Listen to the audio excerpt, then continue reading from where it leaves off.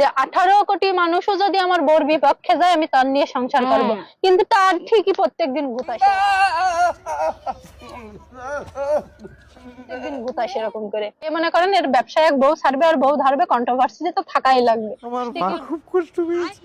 আমার স্ত্রী আমাকে বলে আমি তোমার সাথে সংসার করবো না, তুমি আমাকে কোনোদিন কি দিয়েছো? তার একটা আংটি ছিল, এটাও আমাকে সে দিয়ে দিয়েছে। তিল বের করে দেয় পুরনো তিল, মানে উঠতি এক গালি বসতি এক গালি, সুতি আনে মুখে সামনেও হচ্ছে না যে আমি খাই, এতটা সুখে আমি আছি। শর্মিলা যা বলেছে সব সত্যি বলেছে, কোনো মিথ্যা বলিনি। ওর পেটের বাচ্চাও নষ্ট করে দিয়েছে। আমার তো ওর মা ডিরেক্টলি বলে, ওর বাসায় যদি আমার যে এখন সংসার করাও লাগে তাও আমি যেটা সত্যি সেটাই বলবো। ওর মা কয় বাচ্চা নিয়ে যাবে না। কেন? আমি সংসার করতে আমি আমার শাশুড়ি কেন এই কথা বলে? বলে বাচ্চা নিয়ে যাবে না।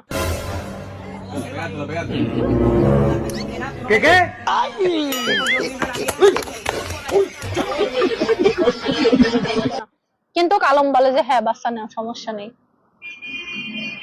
পিসাব করতে গেলে মার কাছে শোনে মা পিসাব করবে, এটা কোন ধরনের কথা? মা ভক্ত হওয়া কোনো ভুল না, তুই মা ভক্ত হ, কিন্তু বোরটা বোর রাখবি, মারটা মার, কিন্তু এরকম না ভাই। ওই যে টাকা দিতে নিল তখন মা রাগ করছো, এই কথাটা বললো। আবার মার কাছে শুনছি বউর একটা চুমু খাবো, এই জিনিসটা হাস্যকর পুরোই। বউকে একটা সময় বউর কাছে যে মার কাছে শুনে আসে যে আজকে কি বউর কাছে শোবো।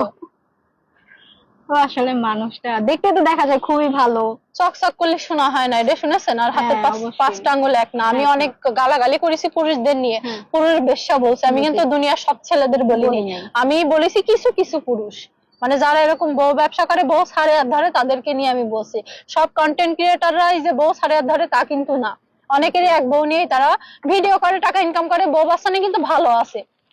আপনারা তো দেখতাম কি সুন্দর হেজাব করে সবকিছু ভিডিও, ওই এক সময় হেজাব পরাই, এক সময় শাড়ি পরাই, ওর যখন যেটা মন চায় তখন সেইভাবে আমার কাঠের পুতুলের মতো ঘুরাই। আমি সেদিন আপনি নিজের ইচ্ছায় পরছেন? হ্যাঁ, আমি নিজের ইচ্ছায় পরছিলাম শাড়ি, কিন্তু আমি জানি না যে ভিডিও করবে।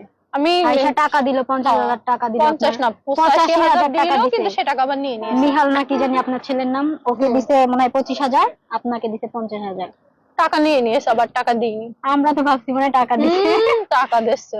আর ওই যে নুপুর কিনে দিছিল, কিনে দিয়েছে 10,000 টাকা দিয়ে, আমিও তো কিনে দিয়েছি 73,000 টাকা দিয়ে আংটি কিনে দিয়েছেন। বাহ, এটা তো বললো 45,000 টাকা। এটা তো বললো না 45,000 টাকা।